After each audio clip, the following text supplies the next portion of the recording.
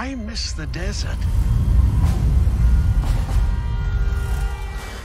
안녕하세요, 멘탈천국입니다.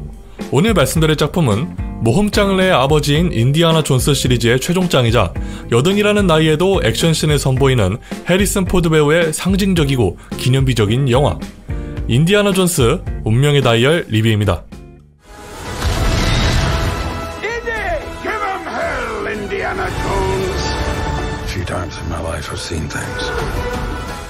우선 솔직하게 말씀드리자면 저는 인디아나 존스 시리즈를 제대로 본 적이 없습니다. 그래도 TV에서 틀어줄 때 종종 보긴 했던지라 인물들의 특징과 연출 스타일 정도만 알고 있었고, 또 이번에 메가폰을 잡으신 제임스 맨골드 감독님은 안정적이고 파워풀한 연출로 관객들을 휘어잡는 특징이 있으신 분이라는 점은 알고 있는 상태에서 관람했습니다. 그래서 오늘 이야기할 내용은 영화에 대한 평과 전작에 대한 지식과 개념이 없어도 즐길 수 있는 영화인지에 대해서 이야기해보도록 하겠습니다. 자, 그럼 리뷰 제대로 시작해보죠. 먼저 스토리 진행에 가장 큰 비중을 차지하는 액션에 대해서 이야기해보려고 합니다. 약 150분이라는 러닝타임 동안 거의 모든 장면들이 액션이라고 해도 과언이 아닐 정도로 전투, 추격신들이 빼곡하게 담겨져 있습니다. 인디아나 존스를 연기하시는 해리슨 포드 배우의 연세가 꽤 있으셨지만 제임스 맨골드 감독의 과하지 않고 묵직하게 때려박는 연출 덕분에 노익장을 과시하는 면에서 꿀리지 않는 비중을 보여줬고, 좀 더 과감하게 연출해야 하는 장면에서는 새롭게 등장한 헬레나 쇼가 빈자리를 메꿔주는 방식으로 연출했기에 이 부분은 좋은 선택이었다고 봤습니다. 또한 이번 작품에서는 클래식한 연출에 굉장히 많은 공을 들인 것이 느껴졌는데, 아마 이 부분을 잘 모르시는 분들이라면 전투가 약간 답답하게 느껴지실 수도 있을 것 같은데, 영화의 배경은 1969년으로 그려지고 있지만 배경에 대한 특징 묘사가 딱히 없어서 현대를 배경으로 그 시절 감성이 묻어나는 장면을 오마주한다는 느낌도 강하게 들었습니다. 배경 때문에 그런지 오일감미를 효과적으로 사용하기보다는 개그로 넘기는 장면이 더 많아서 좀 아쉽긴 했지만, 매즈 미켈슨 배우가 연기한 위리겐 폴러 무리와 작중에서 또 다른 조폭들이 추격 전에 합세해 3퍼전의 구도로 흘러가는 장면은 꽤나 쏠쏠했습니다.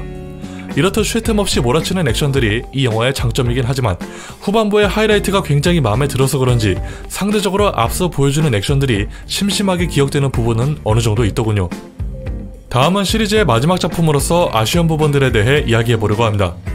사실 마지막이라 하면 팬서비스를 강조하는 경우가 많지만 생각보다 무난하게 흘러가서 당황했던 게 있습니다. 작중에서도 직장 내에서 은퇴를 맞이했을 정도로 세월에 대한 씁쓸함을 보이지만 그동안 다쳐왔던 몸 때문에 현실적인 문제에 대해서 고민하는 장면이 거의 없다시피 합니다. 진짜 어쩌다가 한번 투덜거리는 게 전부라 팬이 아니라면 캐릭터에 대한 감정이입이 조금 어려울 수도 있을 것 같더군요. 또한 캐릭터들 간의 케미도 부족했던 게 상당히 아쉬웠는데요. 헬레나 쇼는 예고편에서부터 보여줬듯이 인디아나 존스의 물건을 훔쳐 달아났기 때문에 초중반부터 상당히 티격태격하는 모습이 많이 등장합니다. 이때 뻔뻔하고 위트 있게 대화를 넘겨줘야 맛있는 케미가 나올 텐데, 감독님 커리어 특성상 평소에 고수하던 스타일은 아니셨던 건지 빌런까지 합류해서 겉핥기 느낌으로 꽁트를 찍는 건 좀 많이 아쉽더라고요.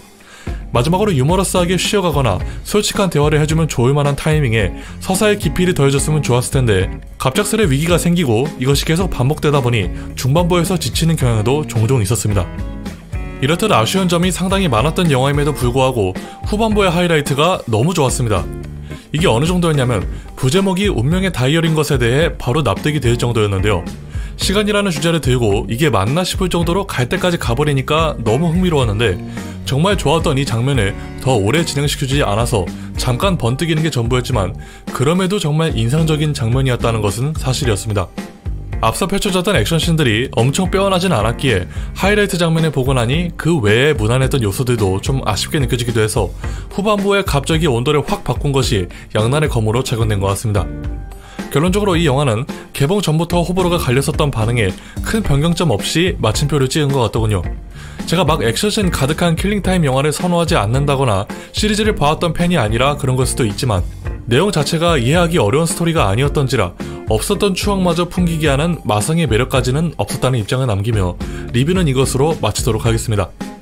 리뷰가 마음에 드셨거나 도움이 되셨다면 구독과 좋아요, 알람 설정, 댓글 부탁드리며 저는 이만 물러가겠습니다. 바이바이.